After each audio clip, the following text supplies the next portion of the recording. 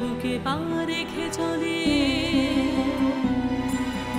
অঙ্গার খায় ক্ষুধার অনলে। একটি মেয়ে জন্মের নারী যায় তার ছিঁড়ে, সাদা পায়ের আড়া গিয়েছে যে উড়ে শান্তি নেই। এদেশ এখন ওদের ঘর, এদেশ আমার নাই, তবু কেন মাটির বুকে মায়ের গন্ধ পাই।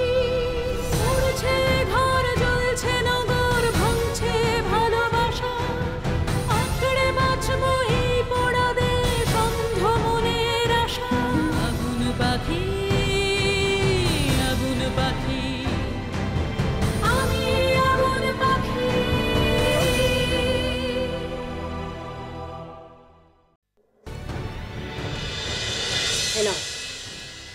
এখানে অনেক স্বর্ণ মুদ্রা আছে, এটা নিয়ে এক্ষুনি এই বাড়ি থেকে বের হয়ে যাও। আর আমি যেটা বলেছি সেটা মনে রেখো। শোনো, একটা কথা সত্যি করে কও দেখি। কি কথা? এই যে আমার দেবরটিকে তোমার পছন্দ হয়েছে?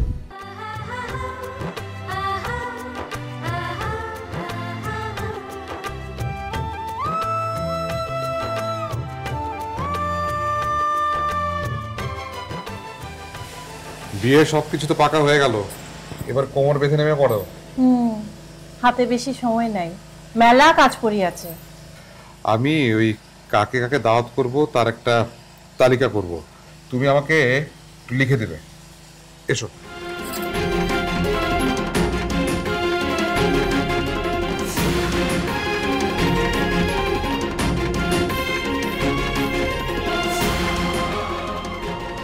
কি গো, রসুল আসেনি? এখনো আসেনি। আসমার সাথে রাস্তায় দেখা হয়েছিল, বলছে পরে আসবে। পরের ছেলে, আমি কি আর শাসন করতে পারি? এইভাবে বল না তো, রসুল তোমাকে অনেক মান্নি করে চলে, আর ও জানে তুমিও কি কতখানি ভালোবাসো। আর এটা তো ঠিক, মার কাকাল ছেড়ে তোমার কাকালই তো উঠে এসেছিল ওই ছেড়ে, নাকি? তাই যদি হবে তাহলে তো একবার আমার কথা ভাবতো। ঠিক আছে, আজ বেটা আসুক, আমি কথা বলবো। তুমি কি বলবে? বলবো যে এইভাবে করলে এখানে আর থাকা যাবে না। না না, এইভাবে বলো না। মা মরা ছেলে, অনেক কষ্ট পাবে। ও যেভাবে থাকতে চায় থাকুক। তুমি তো মন খারাপ করে আছো। মন খারাপ করিনি, চিন্তা হয়। চারিদিকে যে অবস্থা, বেটা মানুষ কোথায় না কোথায় জুড়ে যায়। বাইরে যে অবস্থা। কে কে ওখানে? রসুল নাকি?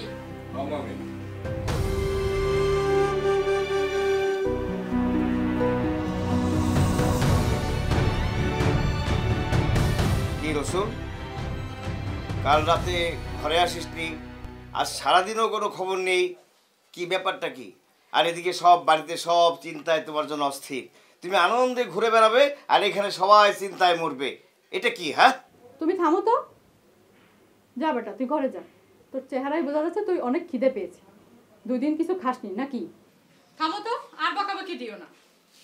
ঠিক আছে, তোমরা বুঝো।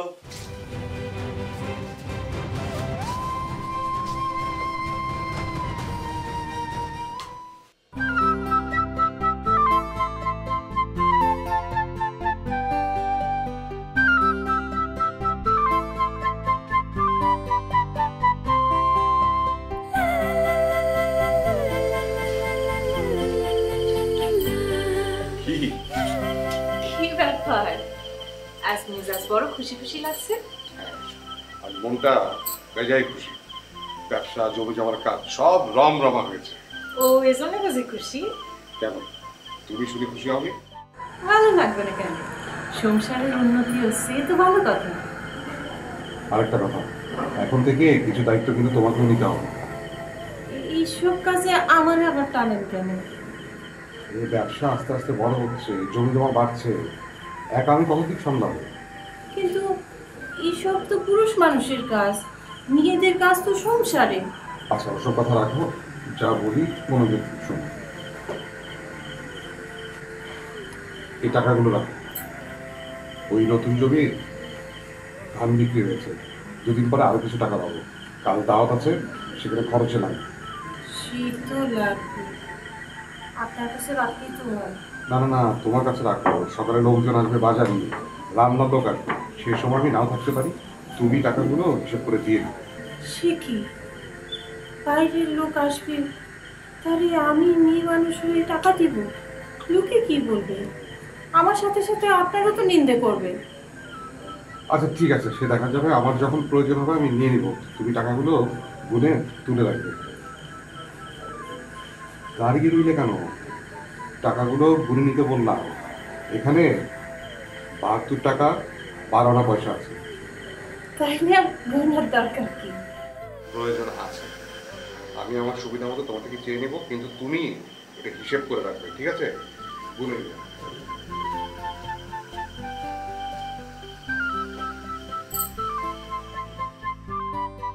একটা কথা বলি বাপ, সত্যি করে বলবি তো? কি বলছো মামি? আমি কি কখনো মিছে কথা বলেছি? সত্যি করে বল বাপ, তুই এই ডাকাত দলের সাথে মিশিস নেই তো? মামি, তুমি বসে বসে ওসব চিন্তা করো বুঝি? আরে টাকার তোলা আবার কোত্থেকে এলো? কেন, সকলে যে বলে গ্রামে নাকি ডাকাত ঢুকেছে, পুলিশ তাদেরকে খুঁজে খুঁজে বেড়াচ্ছে। না মামি, তুমি ওসব কথা শুনে দুশ্চিন্তা করো না তো।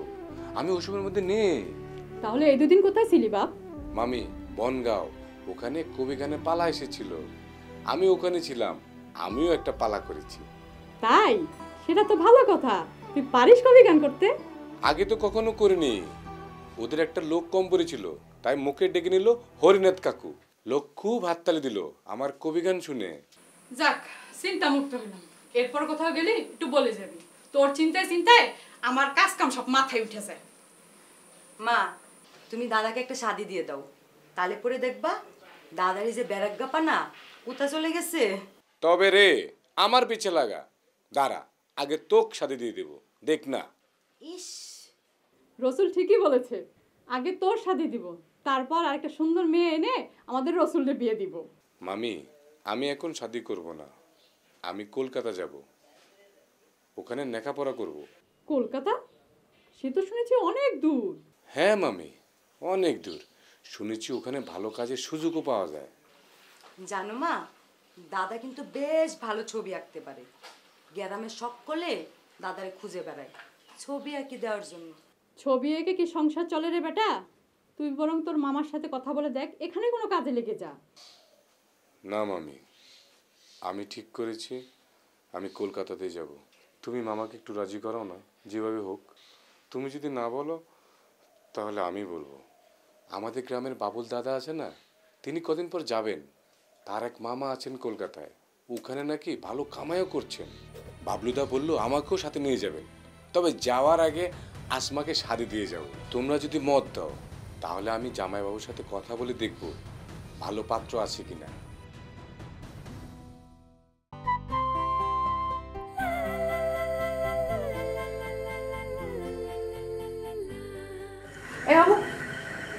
এ তোর বড়দাকে দেখেছিস?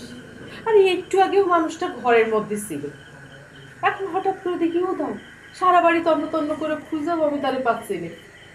দেখেছিস? কি হলো, কিছু বলছিস না? কি জন্য? জানিস কিছু? দেখেছি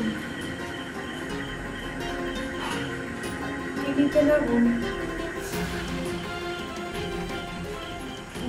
বন্ধুদের জন্য খাবার দিয়ে গেছে।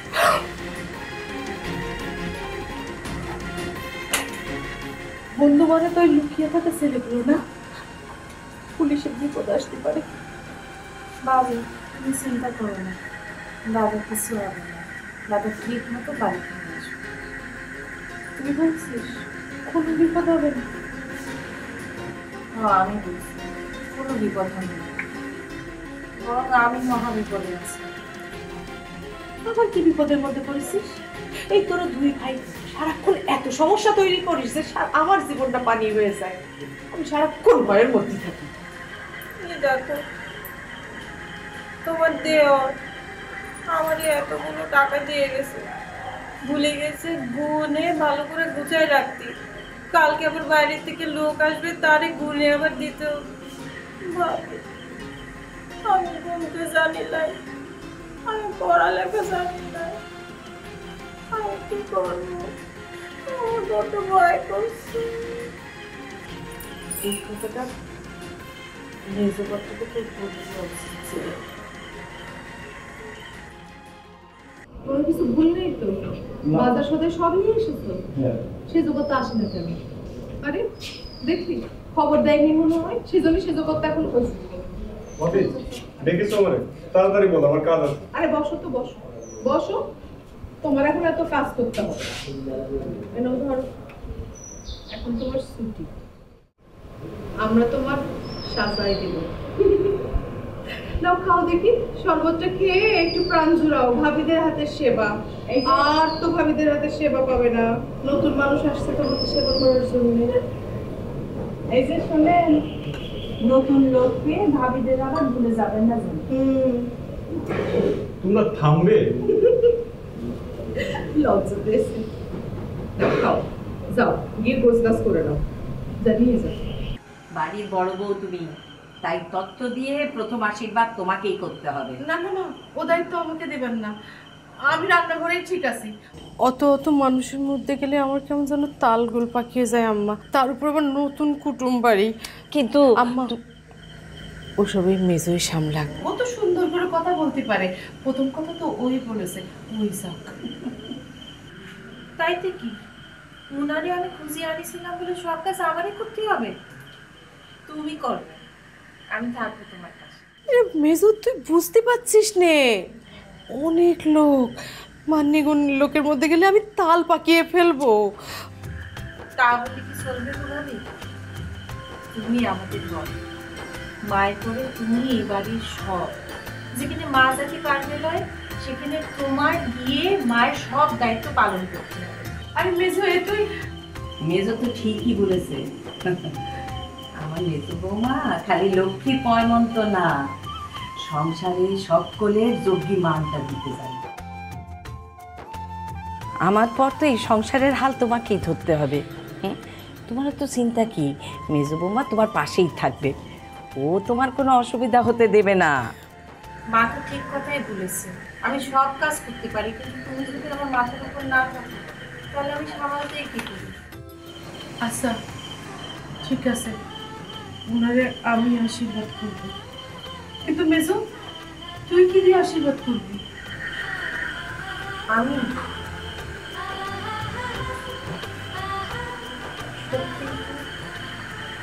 আমার তো ভাবি দেখতে হবে আমি কি দিয়ে আশীর্বাদ করবো।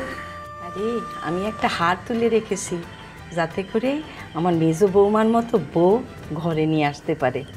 আর এই হারটা দিয়ে তুমি তোমার সেজোজারে আশীর্বাদ করবা, যেন ঠিক তোমার মতো একটা বউ তুমি আমার ঘরে নিয়ে আসতে পারো।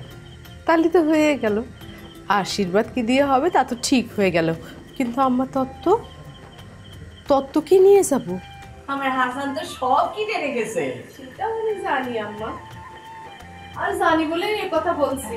কি রে, তোর কর্তা কিনেছে বলে কি সব কিছু ঘরের মধ্যে লুকিয়ে রেখে দিবি, নাকি আমরাও কিছু দেখবো?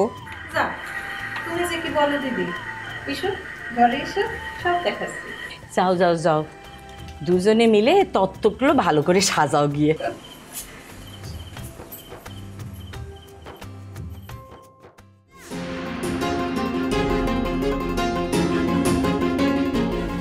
দাদা, আমরা আর কতক্ষণ হাত গুটিয়ে বসে থাকবো?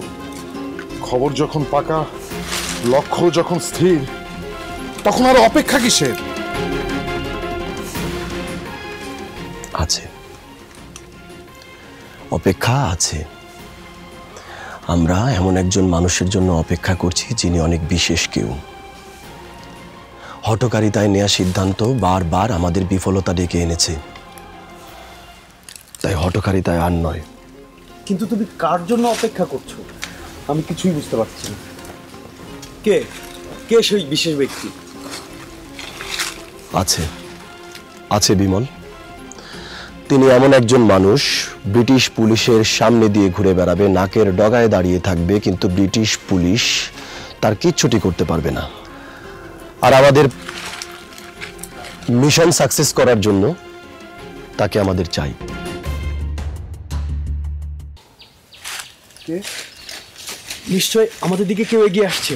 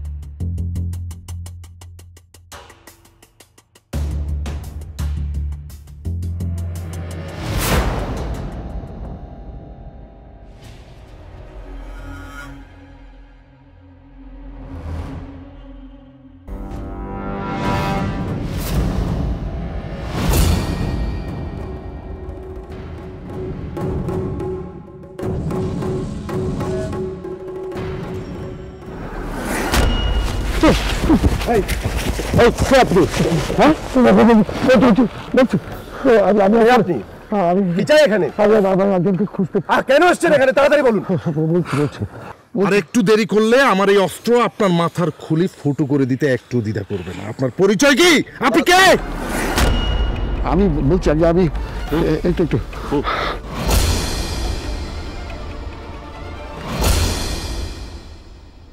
আপনি আর চলছে না দাদা, সারা রাত ধরে দৌড়ঝাঁপ করে আমি আর পারছি না। দাদা তো আমাদের পূর্ব দিকের কথাই বলেছিল। আমরা কি পথ হারিয়ে ফেললাম নাকি পথভ্রষ্ট হলাম কিছুই বুঝতে পারছি না। দাদা, খিদার তেষ্টায় বুকের ছাতি ফেটে যাচ্ছে। এভাবে আর কিছুক্ষণ থাকলে আমরা সবাই জ্ঞান হারাবো। খবরদার গৌতম, এভাবে কথা বলবে না। আমরা ভারত মাতার বীর সন্তান।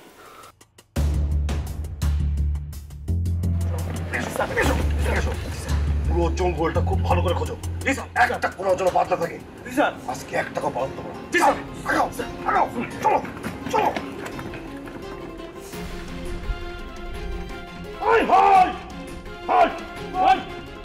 একদম পালানোর চেষ্টা করলে কিন্তু মাথা খুলি উড়াই দেবো। একদম চালাকি করবে না।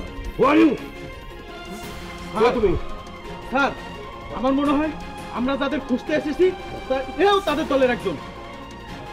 চোট লাগায় পালাতে পারিনি স্যার।